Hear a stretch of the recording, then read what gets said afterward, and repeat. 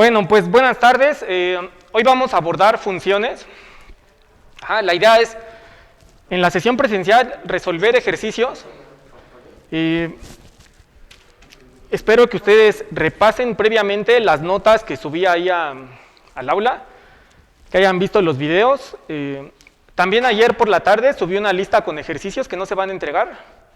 Esos ejercicios es importante que los intenten hacer para que si tienen dudas, me escriban por correo, ya sea a mí o a Christopher, y podamos aclarar sus dudas antes del primer parcial.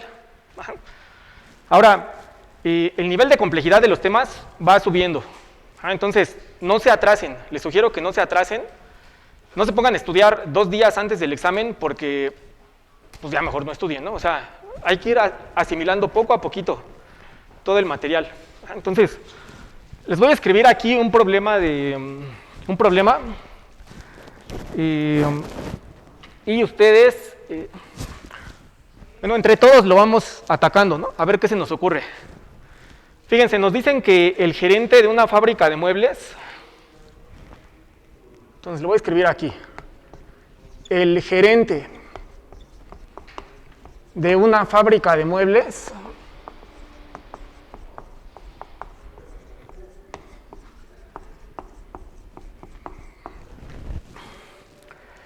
encontró que cuesta 2,200 pesos fabricar 100 sillas. Fabricar 100 sillas. En un día. Y cuesta 4,800 pesos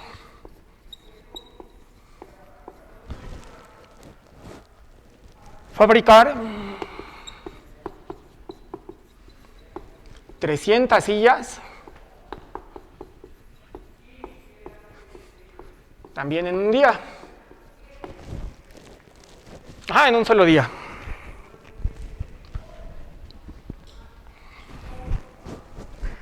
Y nos piden expresar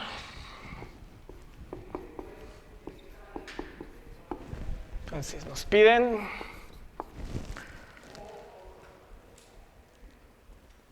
expresar el costo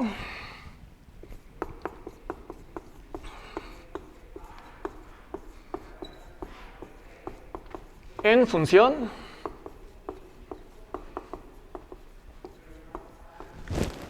del número de sillas producidas.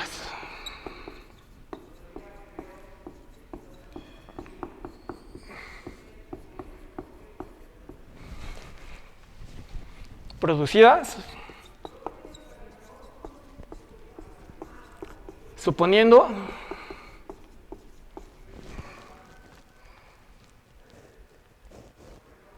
que se comporta linealmente.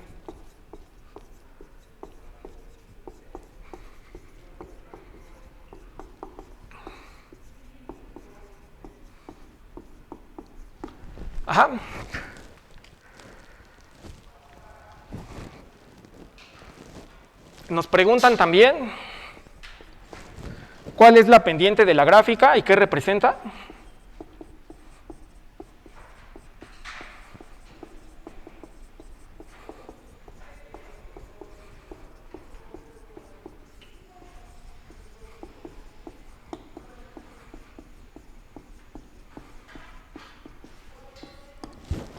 Y nos preguntan también cuál es la intersección con el eje Y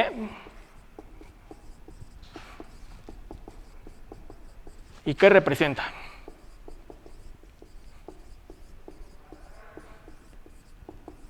Con el eje y qué representa.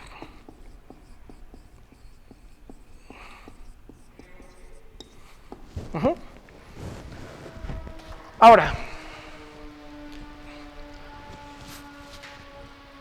cuando nos enfrentemos a este tipo de problemas, lo que les sugiero hacer es leerlos varias veces para pues entender el planteamiento. Ajá. Después de leerlo un par de veces, conviene hacer bocetos. Ajá, hacer algún dibujito que nos ayude a fijar ideas. Y ya que tengamos claro de qué se trata el problema, entonces ya comenzamos a escribir ecuaciones, tratamos de plantear una expresión algebraica que represente el problema que estamos abordando. Entonces, fíjense, nos están dando el costo de producir 100 sillas en un solo día. Ajá. 2.200 pesos. Nos están dando el costo de producir 300 sillas en un solo día, que son 4.800 pesos. Con esta información, nosotros tenemos que expresar el costo de producción de las sillas en función del número, en función de la cantidad de sillas que hemos construido en un solo día. ¿Alguna idea? ¿Qué se les ocurre para poder obtener una expresión algebraica?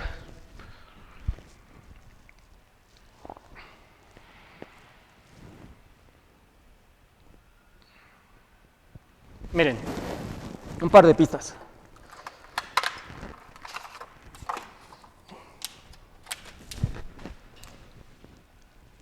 Aquí nos dicen en función del número de sillas. O sea que en el eje horizontal vamos a representar el número de sillas que aquí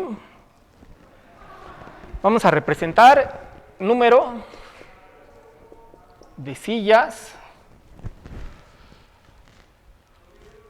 producidas, ¿no?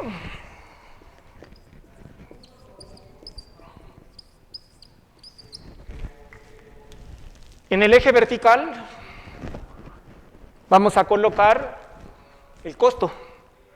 Entonces, bueno, en el eje vertical colocamos el costo de producción.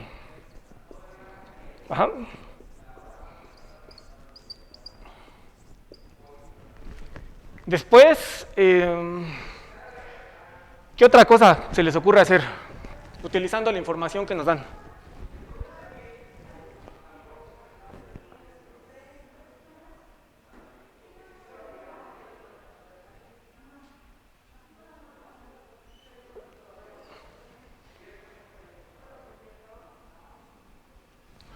Fíjense, nos están diciendo que cuesta 2.200 fabricar 100 sillas en un solo día. O sea que si nosotros escribimos aquí 100, a esta cantidad le corresponde un costo que sería 2.200. Entonces, por aquí estaría 2.200. Nos fijamos en el punto que tiene coordenadas 100, 2.200. Nos dicen que fabricar 300 sillas cuesta 4.800 pesos. Siguiendo un razonamiento similar, pues nosotros podemos localizar en el eje horizontal 300. Imagínense que está por aquí.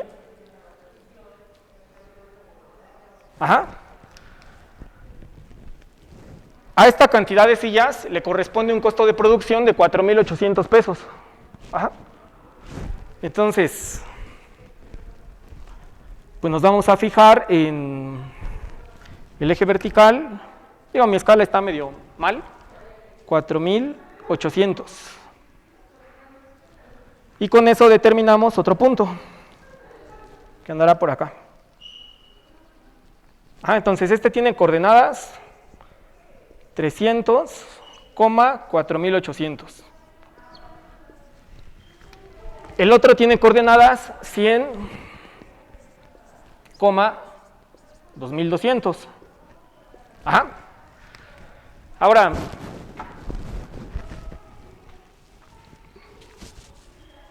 ¿qué se les ocurre hacer?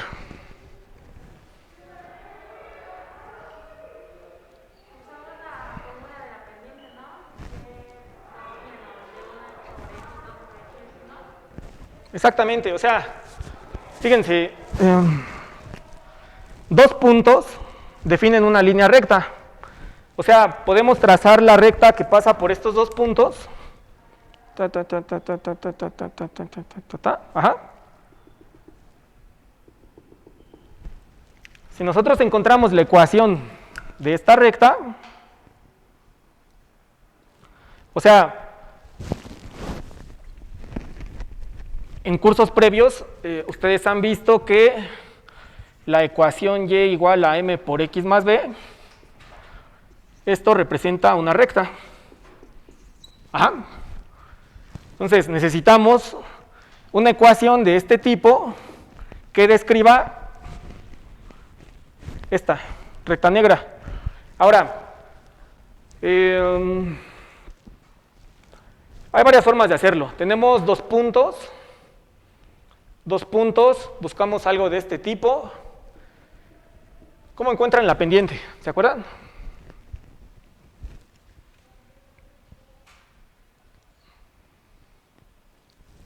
Si saben que el punto x1, y1 y el punto x2, y2 pertenecen a L,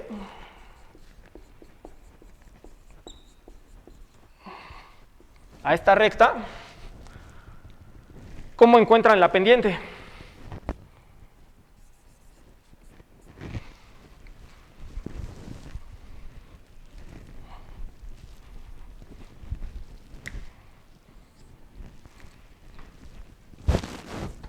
¿Vieron ecuación de la recta anteriormente? ¿Cuál es la fórmula para encontrar la pendiente de una recta si conozco dos puntos que pasan por ella? Sería y2 menos y1. Exactamente. Bien. Ok, entonces, en este caso, ¿cuál es el valor de m? Calcúlenlo, por favor, y me dicen cuál es el valor de m.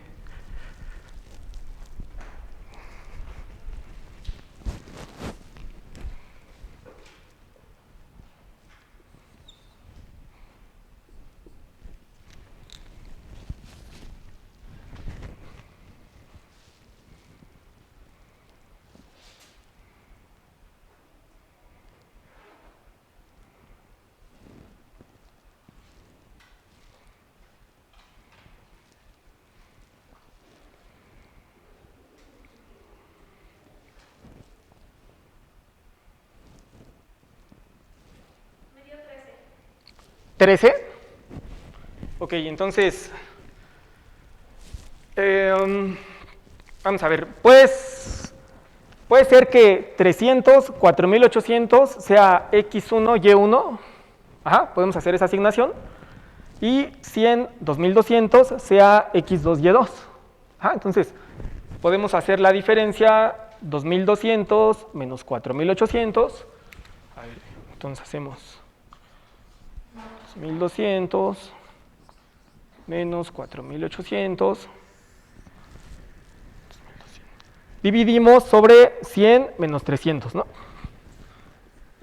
100 menos 300. Y me dicen que esto da 13. 13. Ok, bueno, entonces, ya tenemos la pendiente de la recta. Habíamos dicho que buscamos una ecuación de la forma y igual a m por x más b.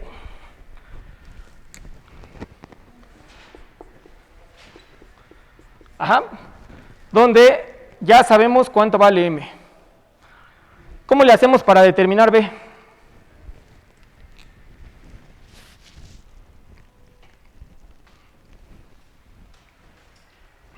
¿Cómo le hacen? Despejamos. ¿Cómo despejamos? Esta m ya sabemos que vale 13. O sea, la ecuación va a ser 13 por x más b. Ajá, buscamos b. Vamos a ver cuánto vale b. Hay que utilizar la información que tenemos.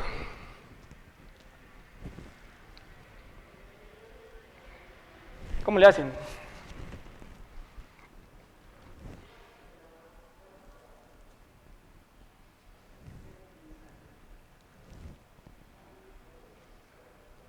A ver, si tienen dos puntos que están en la recta.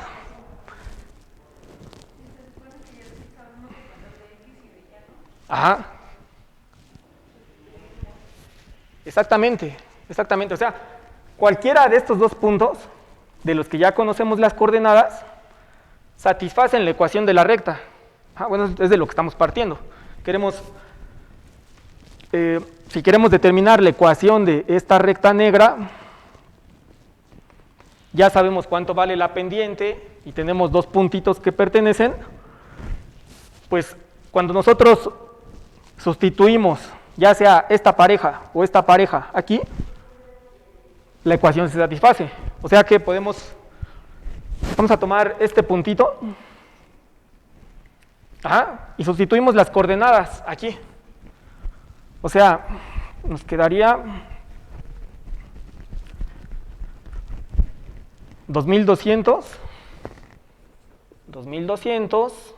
igual a la pendiente que vale 13, ahí está, por x que vale 100, y a esto le vamos a sumar b. Ahora sí ya podemos despejar b, ¿no? Entonces, por favor despéjenla y me dicen cuánto vale.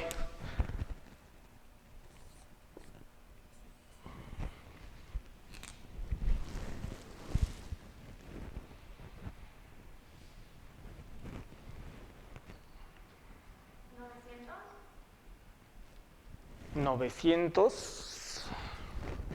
Ok. Yo voy a ir escribiendo aquí lo que ustedes me digan. Y al final checamos si están bien hechos los cálculos. ¿Voy a pasar de ese lado? Sí. Bueno, entonces, haciendo un poco de álgebra, ya encontramos que buscamos y igual a m por x más b, porque esto es la ecuación de la recta L. Jugando un poquito, ya encontramos que esta ecuación es y igual a 13 por x más 900. Ahora, si todo esto está bien hecho, cuando nosotros sustituimos las coordenadas de los puntos azules, tendríamos que obtener una igualdad, ¿no? Si todo está bien hecho. O sea, debería de suceder que 4800 es igual a 13 por 300 más 900. ¿Esto es cierto?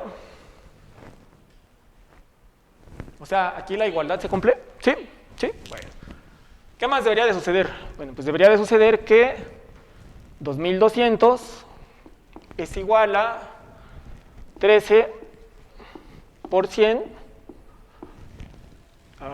más 900. ¿Sí es cierto esto? Sí, ¿no? Bueno, entonces, o sea que esta ecuación, vamos a llamarle 1, efectivamente describe a la recta que pasa por los puntos azules. Bueno, hasta ahí estamos bien. O sea que la función que buscamos estaría determinada por esta fórmula. O sea, nuestra función sería f de x igual a 13 por x más 900. Vamos a abordar la siguiente pregunta. ¿Cuál es la pendiente de la recta y qué representa? ¿Cuál es la pendiente de esta recta? 13, ¿no? O sea, la pendiente... todo esto corresponde al inciso A. Vamos a poner aquí inciso B. La pendiente, pues ya vimos que es M, que vale 13. ¿Qué representa?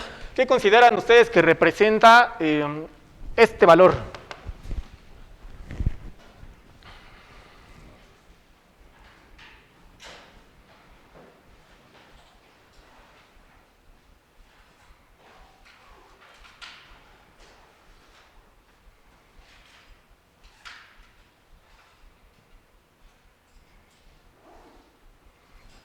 Miren, vamos a hacer lo siguiente. Nosotros ya sabemos que, o sea, por construcción, nosotros sabemos que f de 100, ¿cuánto vale?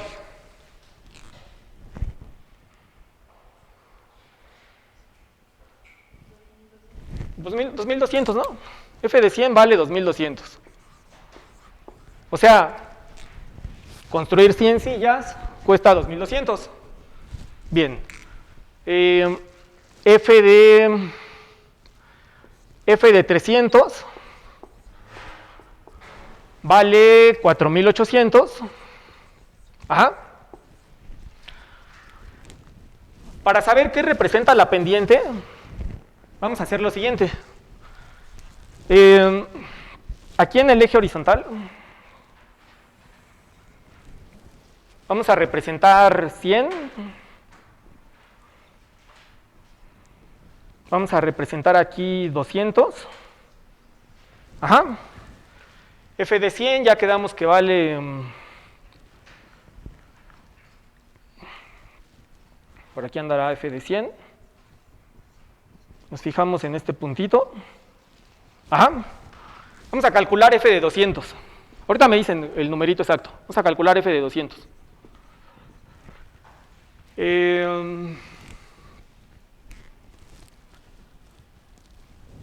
Si aumentamos la cantidad de sillas producidas, ¿qué creen que pase con el precio?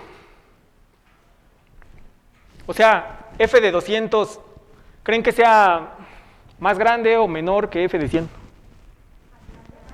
Más grande, ¿no? O sea, si aumentamos la producción, pues vamos a necesitar más recursos, vamos a necesitar pagarle a las personas que ensamblan las sillas, vamos a necesitar pagar costo de luz. Ajá, entonces, F de 200 pues va a andar por arriba, va a andar como por acá. Bueno. Ahora,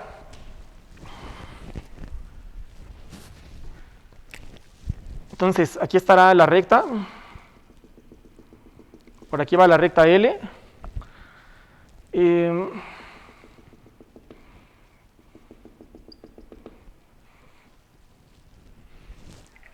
Ok, a ver. Ahora sí, porfa, díganme cuánto vale F de 200. 3500. 3500. Ajá.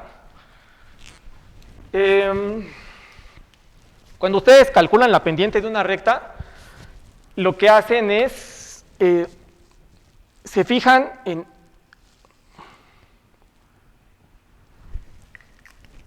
cuánto mide este segmento.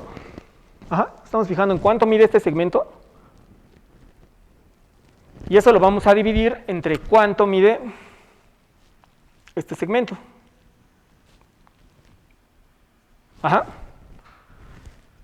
El valor que obtenemos nos da 13, porque bueno, así se calcula la pendiente, o sea, ya me dijeron que la M es Y2 menos Y1 sobre X2 menos X1. Entonces, esta cantidad, lo que está comparando, lo que nos está diciendo es qué tanto varía el costo de producción con respecto al incremento en la producción.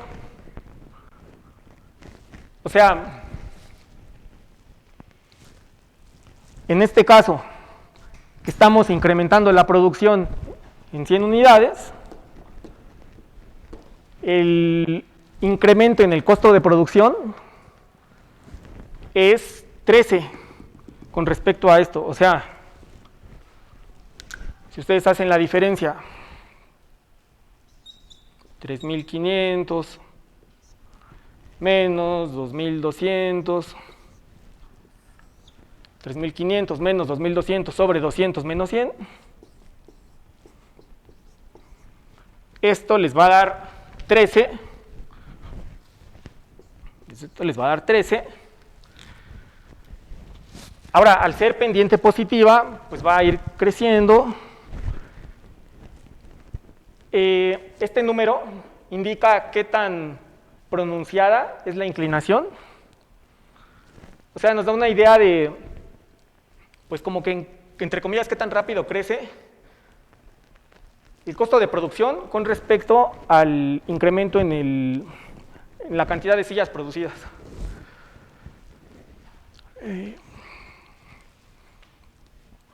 Ahora vamos con la última pregunta. ¿Cuál es la intersección con el eje Y qué representa? O sea, esta línea viene por acá así. Ajá. Va a cortar aquí. ¿Cómo hallamos las coordenadas de este punto?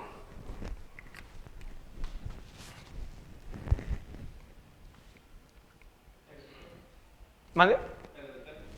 No escucho. Ajá, quiero conocer las coordenadas de este punto rojo. Cuando Y vale 0. Por ahí va, pero este puntito rojo en la primera coordenada tiene 0. ¿Estás de acuerdo? En la primera coordenada tiene 0. En la segunda coordenada pues va a tener el valor de la función.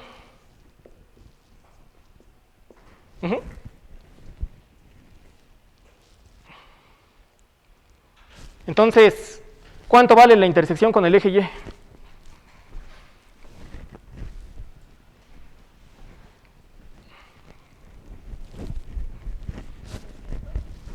$900. A ver, vamos a ver. O sea, hay que calcular f de 0, ¿no? Lo metemos aquí.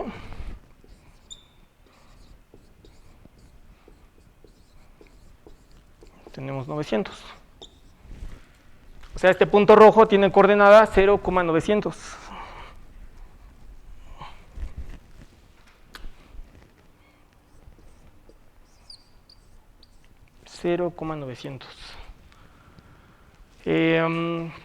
¿Hay alguna duda con cómo encontramos las coordenadas de este punto? ¿No?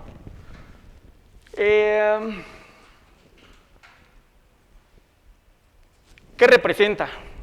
Dentro de este contexto, ¿qué se les ocurre que pueda representar este 900?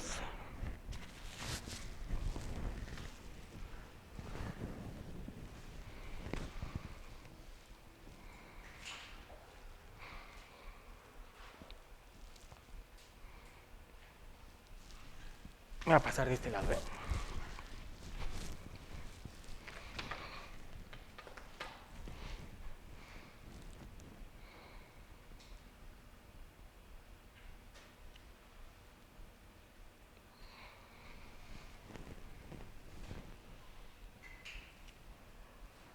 Es un poco extraño, ¿no? Si lo piensan, porque cuando nosotros hacemos x igual a 0, es lo mismo que no producir ninguna silla. Ajá.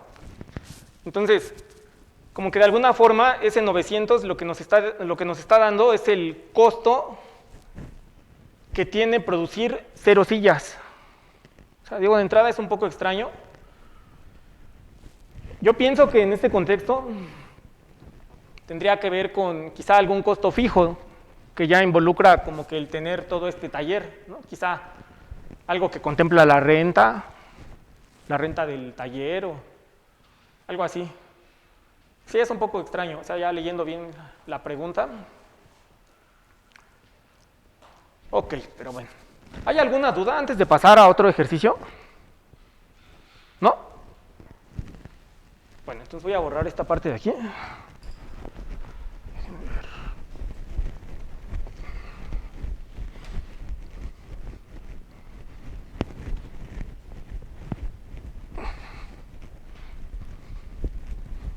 Muy bien.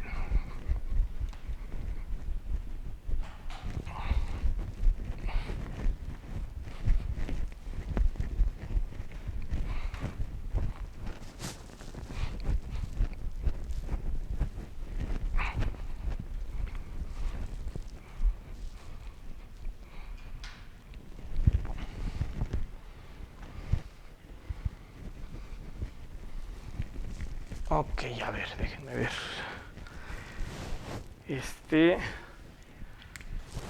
Subí 2 videos sobre funciones pares o impares.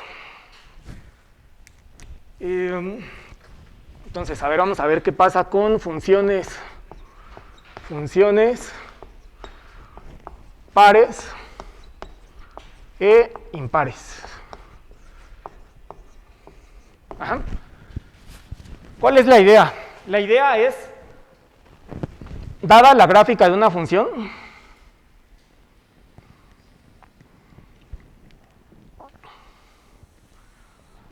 nosotros queremos analizar la simetría que tiene la gráfica. Entonces, piensen, por ejemplo, en la parábola y igual a x al cuadrado. Si ustedes grafican esta ecuación, lo que obtienen es una curva que se ve más o menos así.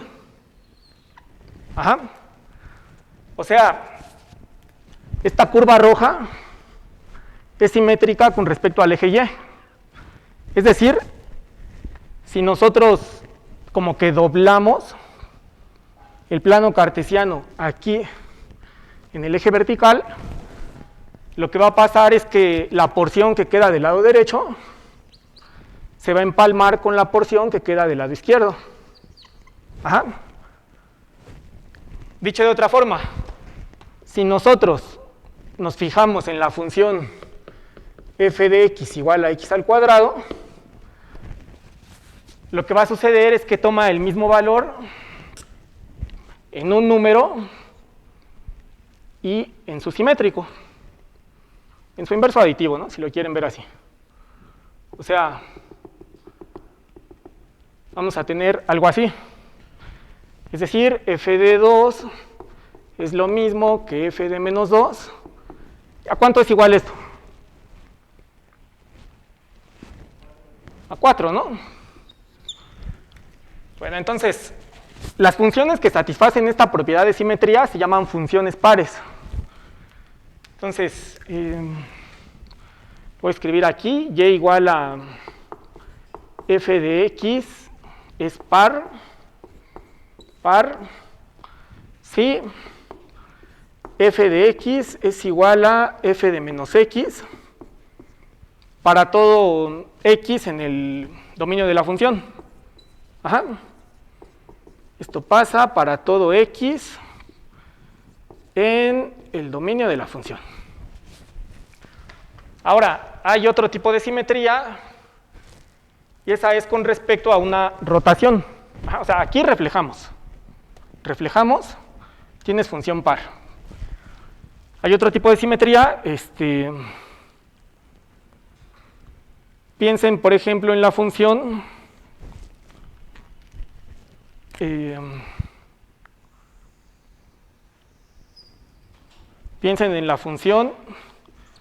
y igual a x al cubo. La gráfica se ve más o menos así. Entonces, si nosotros consideramos, por ejemplo, g de x igual a x al cubo,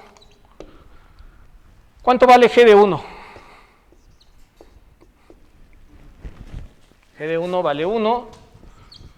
¿Cuánto vale g de menos 1? Menos 1, ¿no? Menos 1. O sea, el 1,1 Mi gráfica está medio fea, pero el 1,1 andará como por acá. Ajá. 1,1. Después, en la gráfica está el menos 1, menos 1, o sea, como por acá. Algo así. Ahora, fíjense, ¿qué pasa si nosotros como que nos situamos en el origen del plano cartesiano y giramos media vuelta? ¿Qué pasa si concentro aquí? Ustedes giran 180 grados. ¿Qué pasa con estos dos puntitos? Coinciden, ¿no? Se empalman. Se empalman, o sea, nosotros vamos a... como que este segmentito de recta lo giramos 180 grados, se nos va a empalmar con este segmento y los puntos ¡chin!, se enciman. O sea, en este caso lo que está sucediendo es que GD1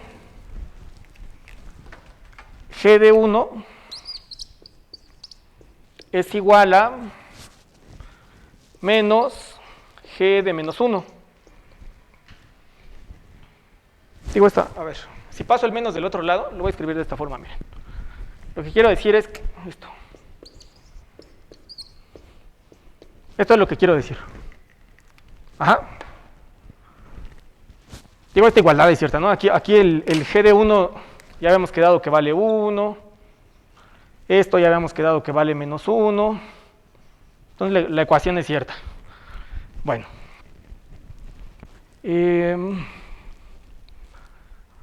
Este tipo de reflexión con respecto a un giro de 180 grados que tiene como eje de rotación el origen, nos define a las funciones impares. Ajá. Entonces, podemos evaluar esta misma función en diferentes puntos, van a tener la misma situación. ¿Cuánto vale G de 2? G de 2 vale 8. ¿Cuánto vale G de menos 2? Menos 8, ¿no? Menos 8. O sea que menos G de 2 es igual a G de menos 2. ¿Hasta ahí estamos? ¿Más o menos? ¿Sí? Bueno. Fíjense que como que el menos sale. Ajá. O sea, de alguna forma como que el menos está saliendo de aquí del paréntesis. Ok, bueno, entonces, este tipo de simetría define a las funciones impares. El prototipo que vamos a tener en mente es la cúbica. Si tú giras, se empalman. Se empalman estas dos porciones de la curva. Entonces, voy a escribir aquí. Una función y igual a g de x es impar si menos g de x es igual a g de menos x. Y esto para todo x en el dominio de G. ¿Ok? ¿Hay alguna duda, algo que no esté claro, algo que les gustaría comentar? ¿No? Bueno, entonces vamos a ver ejercicios sobre funciones pares o impares. Entonces, vamos a pasar de este lado.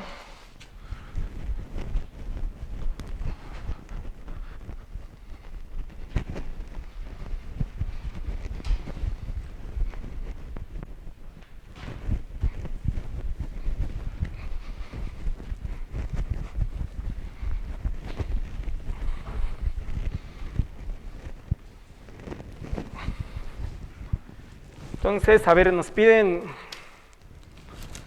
determina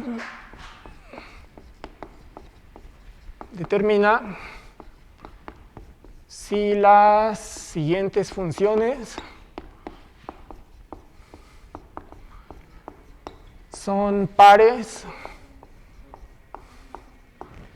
impares o ninguna de las dos.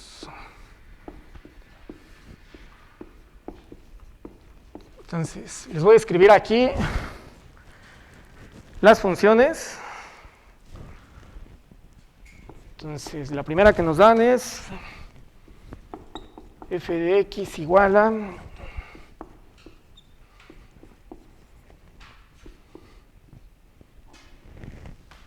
x al cuadrado sobre x a la cuarta más 1.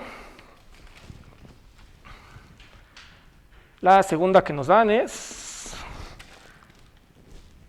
g de x igual a 1 más 3 por x al cubo menos x a la quinta. Ajá. Y la última que nos dan es h de x igual a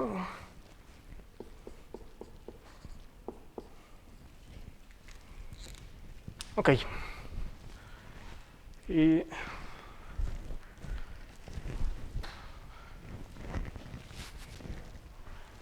¿cómo se les ocurre resolver el primer inciso?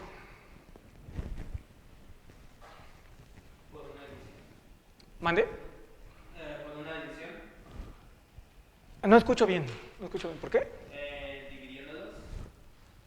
Dividiendo qué entre qué o cómo.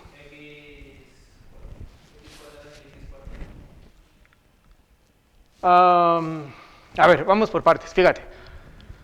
Nos están pidiendo determinar si cada una de estas funciones son pares, impares o ninguna de las dos. Siempre que tengan un ejercicio, deben tener presente las definiciones. Ajá, las definiciones que involucra. Aquí está la definición de función par, aquí está la definición de función impar. Ahora, puede ser que tengan funciones que no satisfagan ninguna condición de simetría, ¿no? O sea, piensen, por ejemplo, en una recta que va así. Esta no es par, tampoco es impar. Ajá. Bueno, entonces,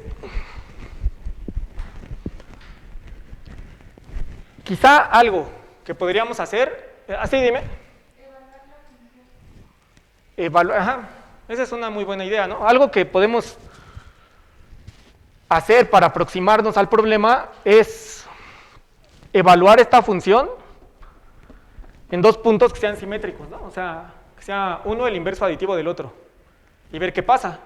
Entonces, piensen, por ejemplo, ¿cuánto vale f de 2? Por ejemplo, para empezar. O sea, aquí les quedaría...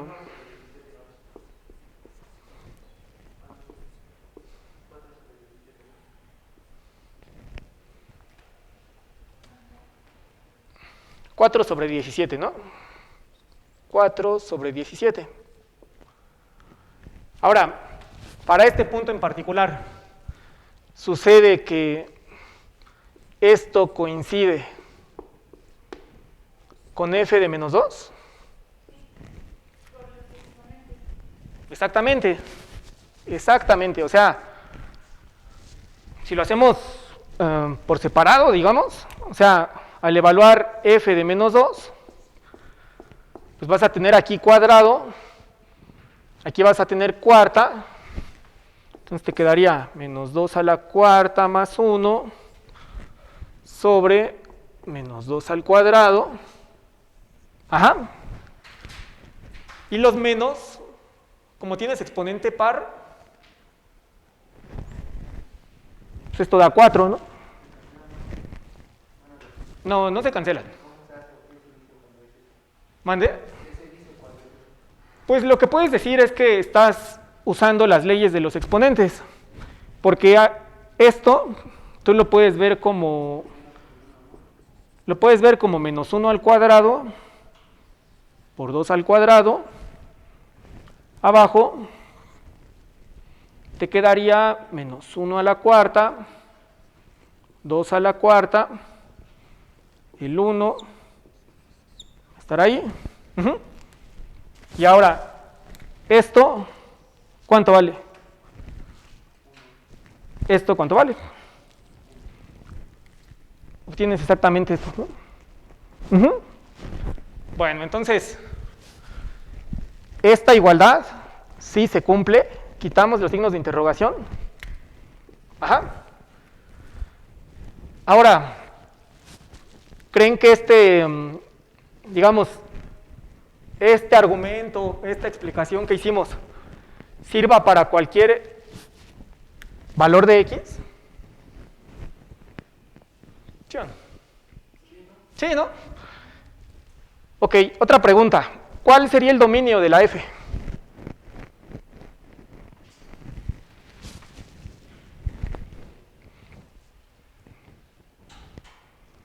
Voy a borrar esto para hacer espacio.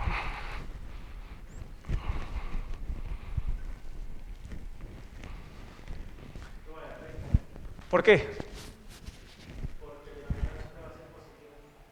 ¿Por qué? ¿Por qué el denominador va a ser siempre positivo?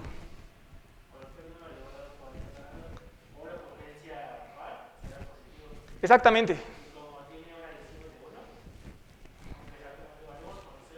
Ujú.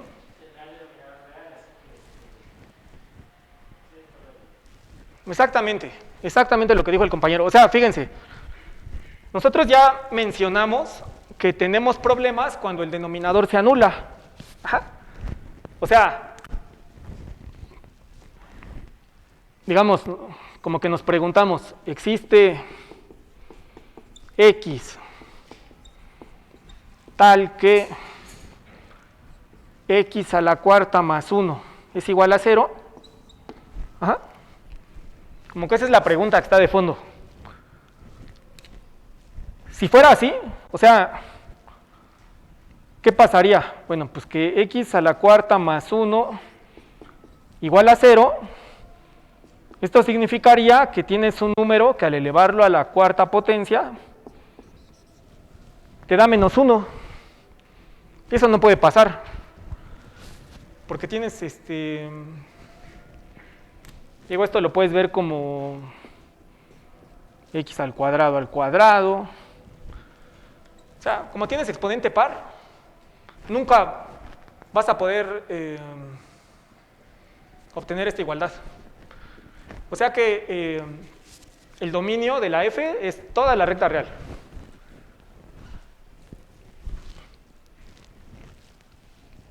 ¿Está claro esto o hay alguna? ¿Sí? Bueno, entonces, como que ya nos convencimos de que el dominio de f es el conjunto de todos los números reales. Entonces, el dominio de f es todo el conjunto de números reales. Todo el conjunto de números reales. Bueno. Ahora, tomamos un valor particular y nos dimos cuenta que cuando x vale 2, sí se cumple la condición de función par. Hicimos este análisis y como que sospechamos que funciona para cualquier valor de x. Bueno, pues vamos a verificar que es así, ¿no? O sea, entonces, veamos que f de x es igual a f de menos x para todo x real. Ajá. Bueno, pues vamos a escribirlo. Ajá. Entonces, f de menos x, vamos a desarrollar aquí. ¿Qué escribo de este lado?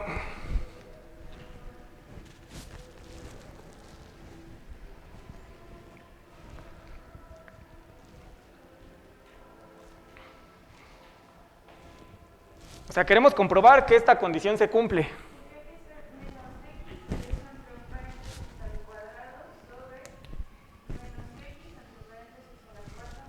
Exactamente, ¿no? O sea, esto que está entre paréntesis lo vamos a sustituir en la expresión que define a la función. Entonces nos quedaría menos x a la cuarta más 1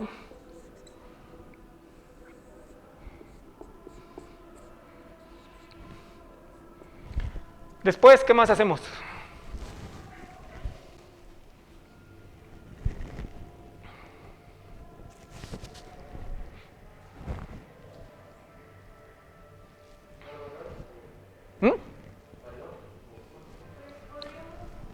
Ahora sí ya lo separamos, ¿no? O sea, podemos ocupar las leyes de los exponentes. Este menos x, por las leyes de los exponentes, es lo mismo que menos 1 al cuadrado por x al cuadrado.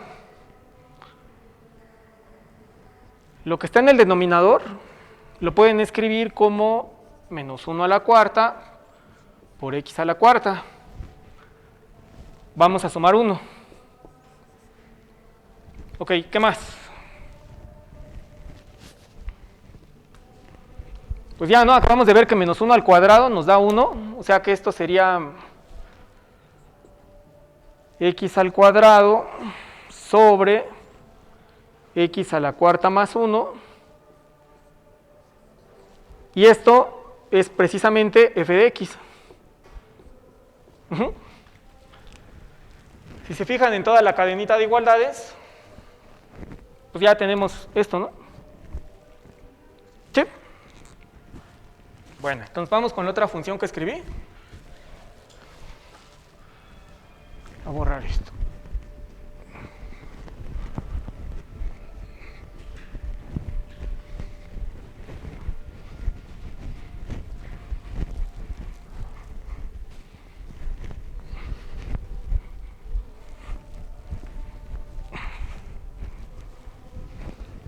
A ver qué es la una.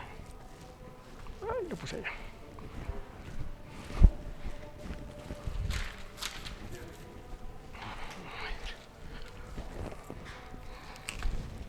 A ver, entonces teníamos g de x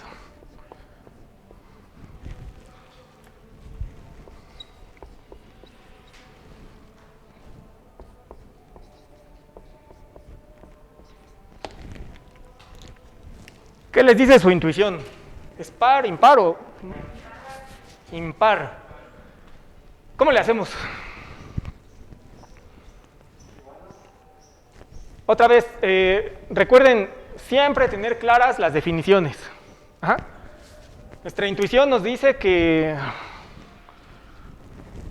es impar.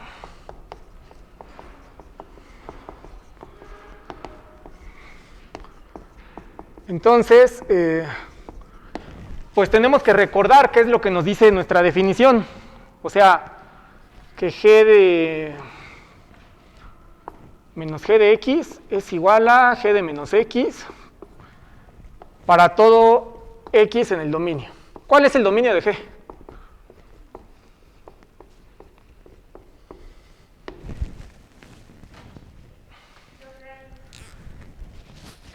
¿Por qué? Porque no estamos teniendo ninguna limitante. Ajá, o sea, no tenemos raíz y tampoco tenemos división. Entonces, Ajá. Exactamente, o sea, recuerden que cuando nos dan una expresión algebraica que define la función, hay dos cosas que nos prenden así focos rojos. ¿Cuál es la primera? Pues cuando hay involucrada una raíz cuadrada. ¿Por qué razón? Pues porque la raíz cuadrada de un número negativo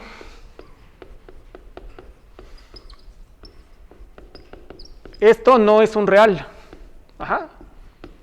Esto no es un número real. Ajá, es un número complejo y nosotros no estamos viendo números complejos. La otra cosa que nos debe de despertar alerta es que la división entre 0 no está definida.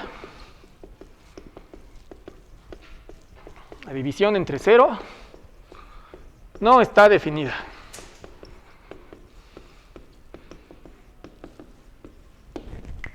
Fuera de esto, no hay problema. En este caso, el dominio de la G son todos los números reales. Entonces, ¿qué les parece que desarrollamos G de menos X? Vamos a desarrollar G de menos X. Acuérdense, sustituimos el menos X aquí en la fórmula que nos dieron. Nos quedaría 1 más 3 por menos X al cubo menos X a la quinta. Ajá. Ahora, ahí pues es el mismo juego, o sea, ocupar las leyes de los exponentes. Recuerden que si lo escribimos todo con calma, sería 1 más menos X al cubo. Es lo mismo que si ponen menos 1 al cubo por X al cubo. Del otro lado, es lo mismo que si ponen menos 1 a la quinta por X a la quinta. ¿Cuánto da menos 1 al cubo? Menos 1, ¿no? Entonces, nos quedaría 1. A ver si están de acuerdo. Así, ¿no? Por el menos. Este menos de aquí cambia este signo, nos quedaría así. ¿Cuánto queda este término? Más X a la quinta. Más X a la quinta. Ahora, bueno, ya desarrollamos este lado. Vamos a desarrollar este lado. A ver si podemos hacer que coincidan. Ajá. Entonces, fíjense, menos G de X, vamos a desarrollarlo por separado. Menos G de X es menos 1 más 3 X al cubo menos X a la quinta. ¿Sí se da la igualdad entre G de menos X y menos G de X?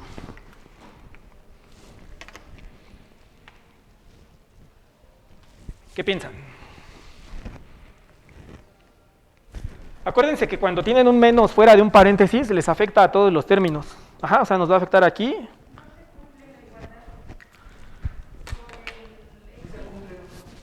Vamos a ver, mira. Al distribuir el menos, nos quedaría menos 1 menos,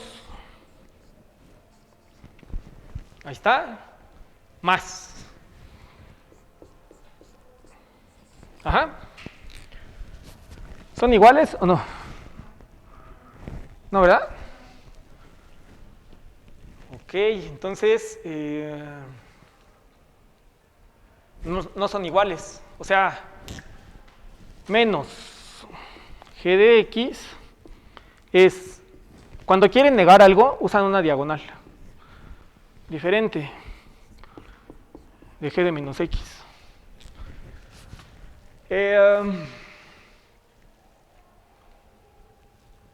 Fíjense, podemos hacer otra cosa un poco más simple. Vamos a evaluar, a ver, déjenme ver si estoy diciendo algo.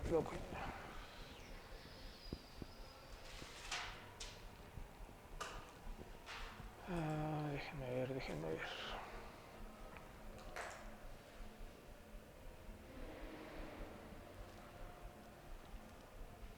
O sea, estaba tratando de encontrar un valor de X en particular en el que podamos comprobar así para un puntito concreto que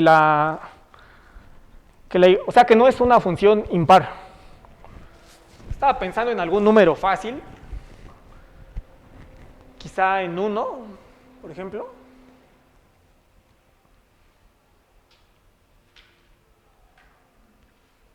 A ver, vamos a ver. A ver, si hacen G Digo, ya vimos esto. Vamos a... ¿Cuánto les da G de 1?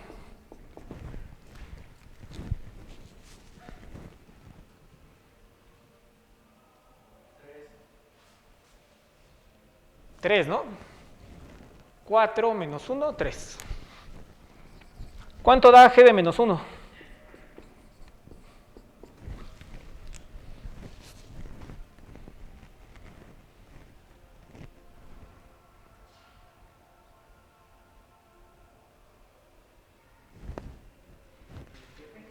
¿Eh? Pues ahí tienen sus notas, lo pueden...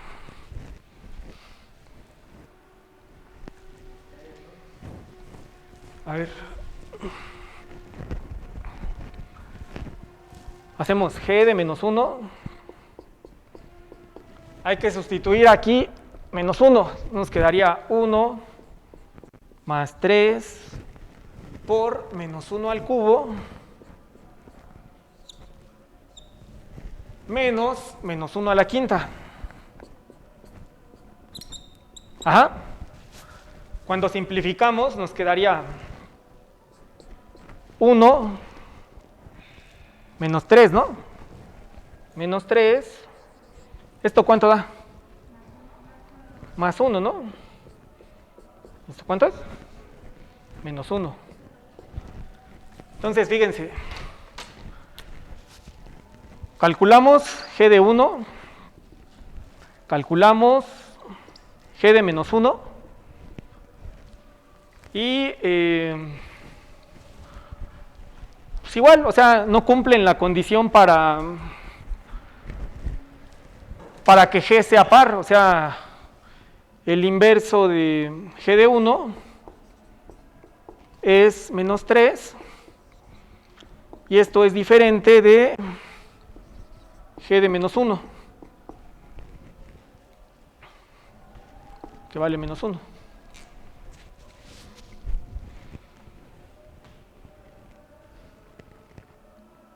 En conclusión, ¿es par, impar o ninguna de las dos? Ninguna de las dos, ¿no? Ok. Bueno, entonces nuestra intuición nos falló. Esto pues no es cierto, es falso. Bien, vamos a hacer un pequeño receso de 10 minutos. Ajá. Pueden salir a caminar tantito, comprar algo y nos vemos aquí a la 1:20 para continuar. Ajá.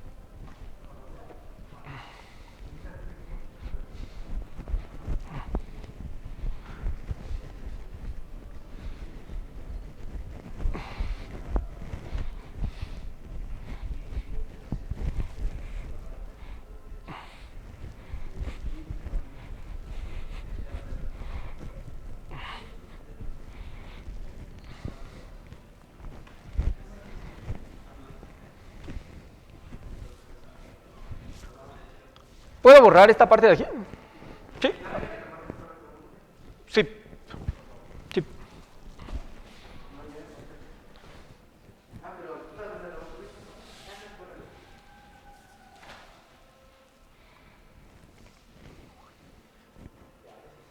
Sí.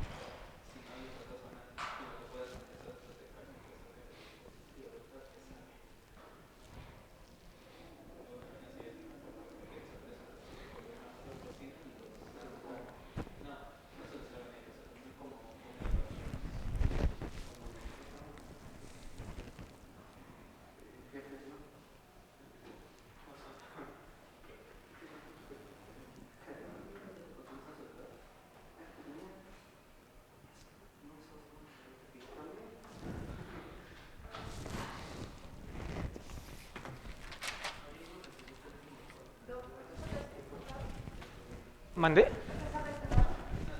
Voy a continuar tantito con este lado porque les quiero comentar algo. Sí. Sí, no hay de qué.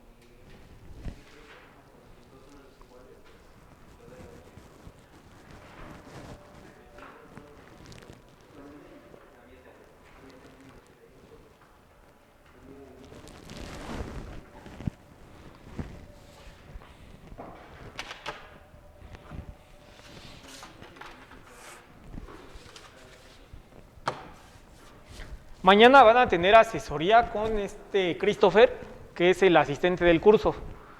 Él va a dar asesorías los viernes. Ajá. Es una hora de 12 a 1. De 12 a 1. Ajá. Les sugiero que chequen los ejercicios que subí ayer en la noche. Esos ejercicios no los tienen que entregar, pero es bueno que los hagan porque solamente haciendo ejercicios van a poder identificar sus dudas. Entonces, si intentan alguno de esos ejercicios y algo no les queda claro, me pueden escribir a mí o le pueden escribir a Christopher. Yo lo que suelo hacer si me envían un borrador, alguna propuesta de solución o alguna duda es que, digamos, tómenle foto a su apunte, me lo envían por correo. Y lo que hago es que les grabo una pequeña notita de video. Hay una aplicación que se llama Screencastify. Entonces, en ese video cortito de 5 minutos, les doy comentarios sobre el trabajo que me hayan enviado. Bueno, entonces chequen esos ejercicios, inténtenlos. Si tienen dudas, me envían correo y yo les regreso un pequeño videito con algún comentario sobre el trabajo.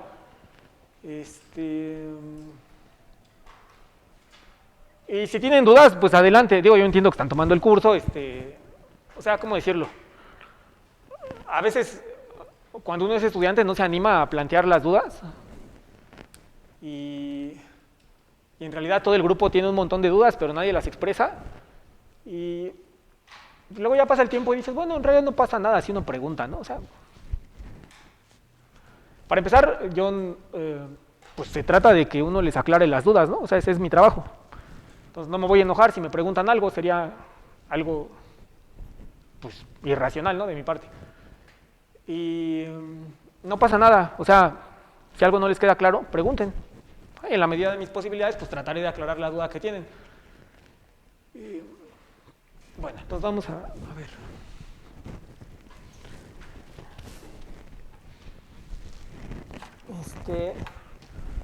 Para terminar este ejercicio, lo que les quería decir es que nosotros tomamos x igual a 1, ¿no?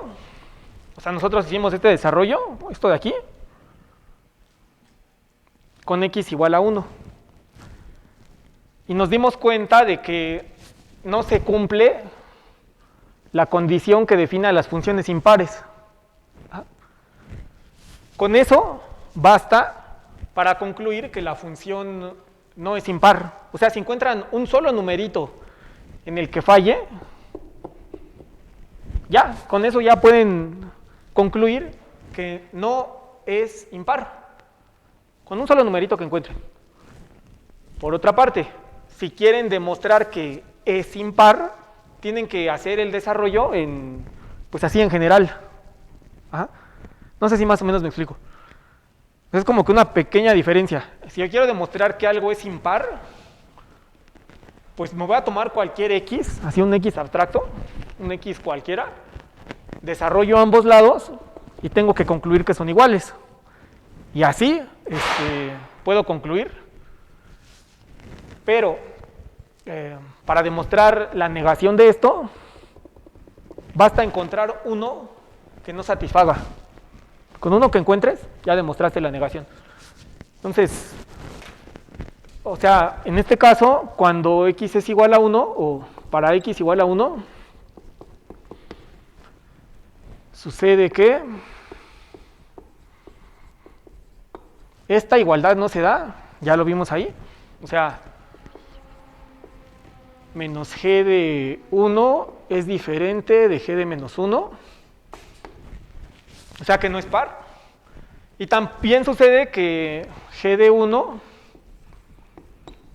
es diferente de g de menos 1. O sea que tampoco es par. O sea, lo que podemos concluir es que, sí, por lo tanto, 3 puntitos, por lo tanto g no es par ni impar. Ahora vamos a ver este ejercicio. ¿Algún voluntario que quiera resolverlo? ¿O cómo se les ocurre? ¿Qué piensan? ¿Es par, impar o ninguna de las dos?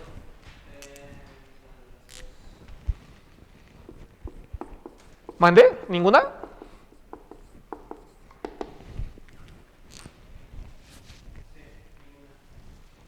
Ninguna de las dos. ¿Cómo demostramos que la h no es ni par ni impar?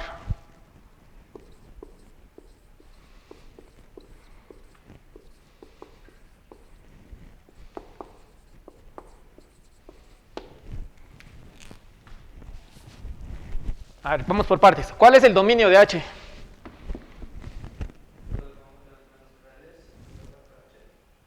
Todos los números reales. A ver, el dominio de h es todo el conjunto de números reales.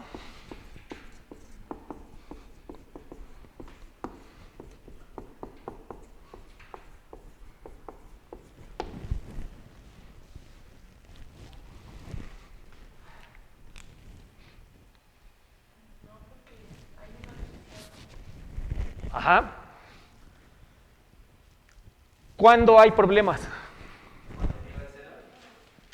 Cuando x vale 0. A ver, si x vale 0, cuando vale menos 1. A ver, vamos a ver. Si tomas x igual a 0, te va a quedar 0 sobre 0 más 1. ¿Y esto cuánto da? Infinito. 0 sobre 0 más 1 es infinito. Arriba queda 0. Abajo queda 1. ¿Y esto cuánto vale?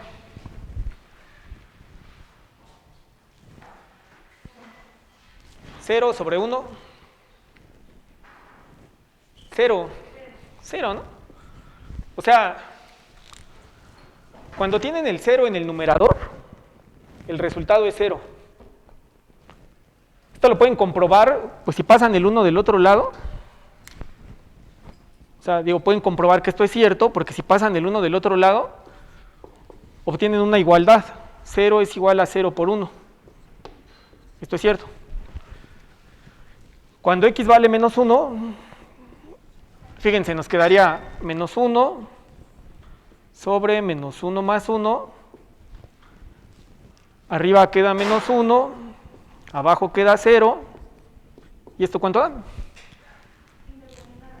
Esto está indeterminado, exactamente. Esto no está definido.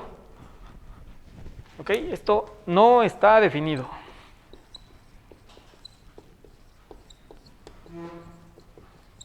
En conclusión, ¿cuál es el dominio de la H?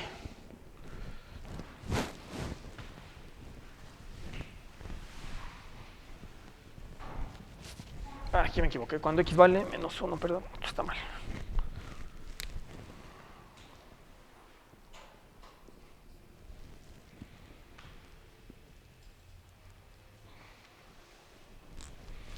Entonces, si ya vimos que cuando x vale menos 1, nos queda una división entre 0 que no está definida, pues el dominio van a ser todo el conjunto de números reales excepto menos 1. Entonces, es todo el conjunto de números reales excepto menos 1. Excepto menos 1. Ajá. Bien, ahora, por ahí dijeron que la H no es par y no es impar. Si esto viene en el examen, ¿cómo lo resuelven?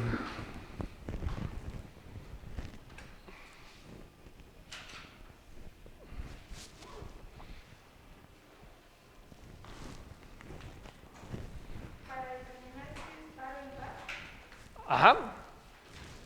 pues lo que podemos hacer es evaluar la función con por ejemplo, 2 y menos 2. A ver, vamos a ver. Vamos a tomar x igual a 2. Calculamos h de 2. Nos queda 2 sobre 2 más 1. 2 tercios. Ahí está. Vamos a hacer h de menos 2 y vemos qué sucede, ¿no? H de menos 2 sobre menos 2 más 1.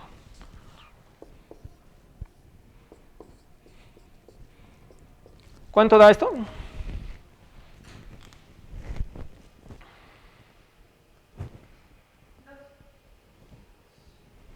2, ¿no? Arriba tendrían menos 2, abajo queda menos 1, o sea que h de menos 2 vale 2. Ok, entonces, h de 2 vale 2 tercios, h de menos 2 vale 2, o sea que de entrada pues ya no va a ser par, ¿no? De entrada no es par. O sea, h de 2 es diferente de h de menos 2. Pues de entrada, h no es par.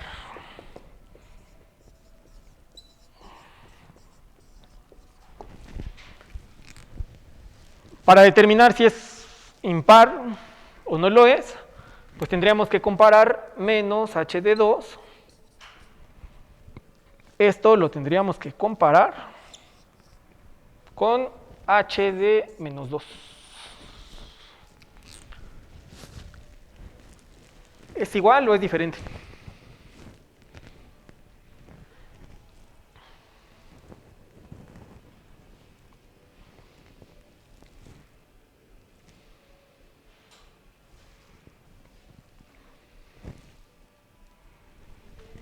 Es diferente, ¿no? O sea, aquí nos queda diferente. Entonces, de este lado les quedaría, esto vale menos 2/3. Ahí está, ya lo calculamos. Esto vale 2. Ya también lo calculamos. Entonces, la h tampoco es impar. Bien. Ok.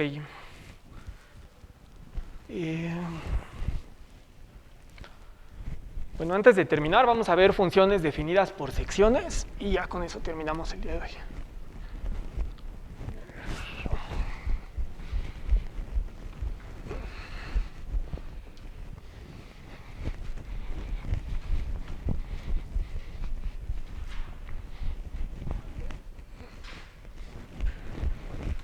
Sí, déjenme ver. Vamos a ver.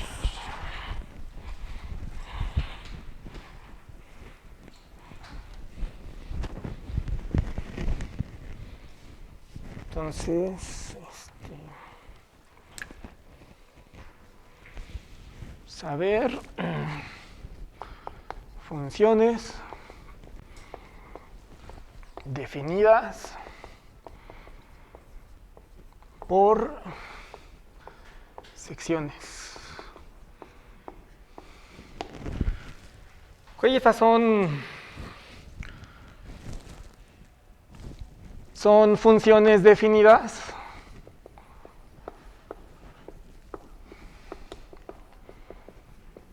mediante diferentes fórmulas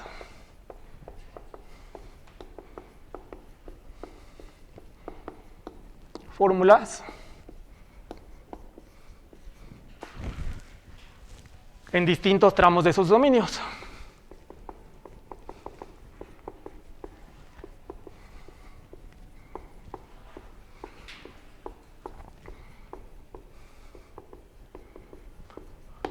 Estas nos las vamos a encontrar a menudo cuando pasemos al tema de límites.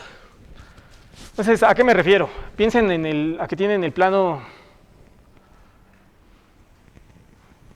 cartesiano y nos vamos a fijar en la función tal que su gráfica a la derecha de 0 vale la constante 1, así, a la derecha de 0. Y a la izquierda de 0 vale menos 1. Así. Entonces, esta es la gráfica que corresponde a cierta función. Para escribir una fórmula vamos a utilizar corchetes. Se lo vamos a poner así. F de x igual a... Abrimos corchetes. Nos fijamos que de 0 en adelante la función vale 1, o sea, vale 1 si x es mayor o igual que 0, vale menos 1 para todos los puntos que están a la izquierda de 0.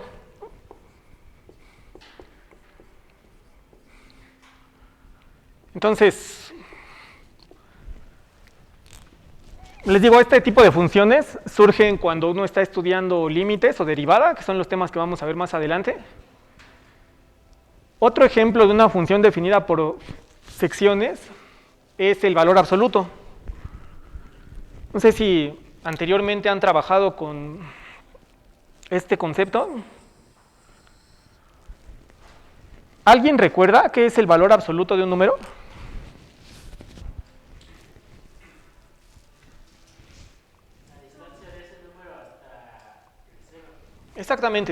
Exactamente, o sea, Trazamos nuestra recta real, nos fijamos en un número, por ejemplo 2, y vamos a contar exactamente lo que mencionó su compañero. ¿Cuál es la distancia que hay entre 0 y 2 sin signo? Ajá, o sea, estamos pensando en distancia sin signo. O sea, de tal forma que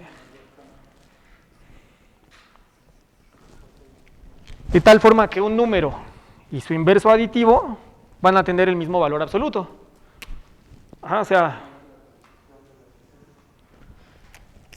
este segmento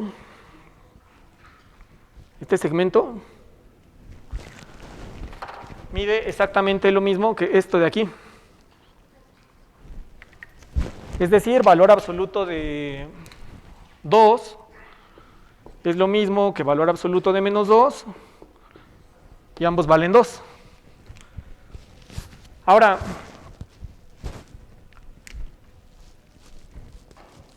cuando tienen menos 1, por ejemplo, ¿cuánto vale valor absoluto de menos 1? 1, ¿no? O sea, les repito,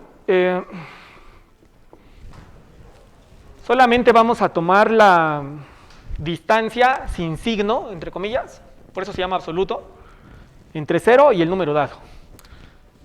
Entonces, cuando ustedes toman números que son inversos aditivos uno de otro, pues les va a dar el mismo valor.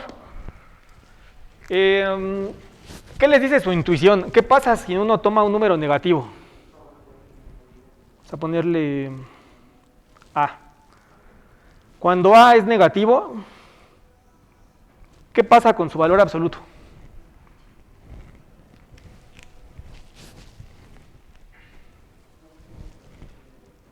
Como que le vamos a cambiar el signo, ¿no? Fíjense aquí, valor absoluto de menos 2, pues ponemos un menos, o sea, ponemos un menos para que aquí nos cambie a positivo. O sea, lo que quiero decir es lo siguiente. El valor absoluto de x es una función que se va a definir por secciones, que vale x, o sea, deja el número igual cuando tomamos números que son mayores que 0, y cuando tomamos un número negativo, le vamos a poner un menos. ¿Para qué? Pues para que con el menos que ya trae ahí, nos dé positivo. O sea,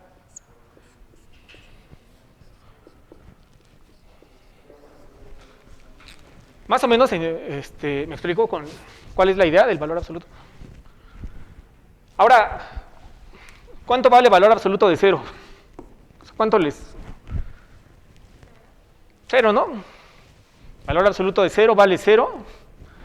O sea que cuando x es mayor o igual que 0, el valor absoluto lo deja igual. Bien. ¿Cómo se ve la gráfica de valor absoluto? Voy a pasar de este lado. Como una V. ¿Por qué?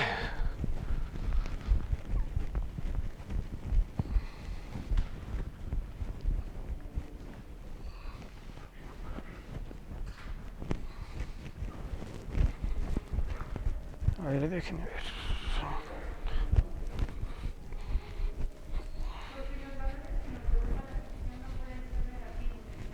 No pueden ser negativos.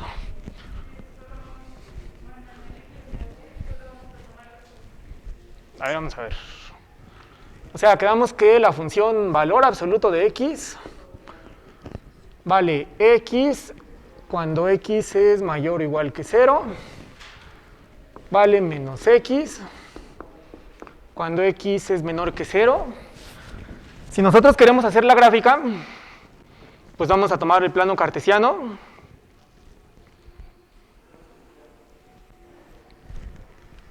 Para x mayores o iguales que 0, la función valor absoluto los deja igual. O sea, de este lado, es como que estamos graficando la función que a todos los números los deja igual. Es como si tuviéramos la recta y igual a x. Ajá. Vamos a graficar la recta y igual a x de ese lado. O sea, a todos los números los vamos a dejar igual.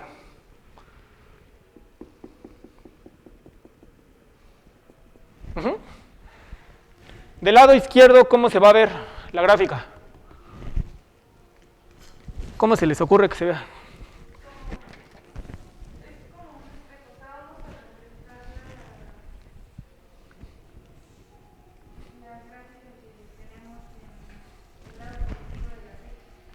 A ver, vamos a ver. Entonces tenemos como que algo así. Ok, entonces del lado izquierdo, de este lado, tenemos la función que a cada dato que recibe le cambia el signo. O sea, es como si tuviéramos g de x igual a menos x. O sea, la recta y igual a menos x. Si nosotros graficamos, pues, por ejemplo, al menos 1, le va a cambiar el signo, lo vuelve 1. Entonces, tendríamos esto. Al menos 2, le va a cambiar el signo y lo vuelve 2. Algo así. Nos quedaría... Ok. ¿Valor absoluto es par o impar? O ninguna de las dos.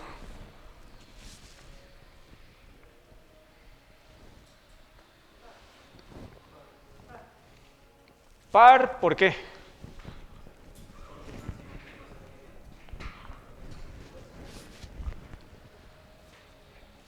Sí, la gráfica es simétrica con respecto a una reflexión. Ajá, reflexión. O sea, si nosotros agarramos el plano y lo doblamos a la mitad, aquí en esta línea, se empalman. Ajá, lo que está del lado derecho y lo que está del lado izquierdo. O sea, conclusión.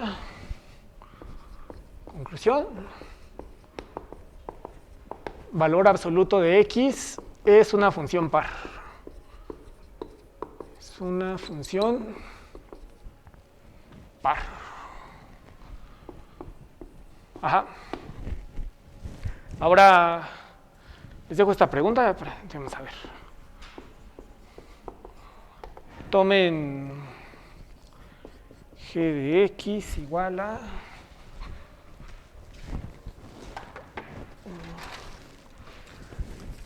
x por valor absoluto de x. Ajá. Pregunta. G de x es par, impar o ninguna de las dos.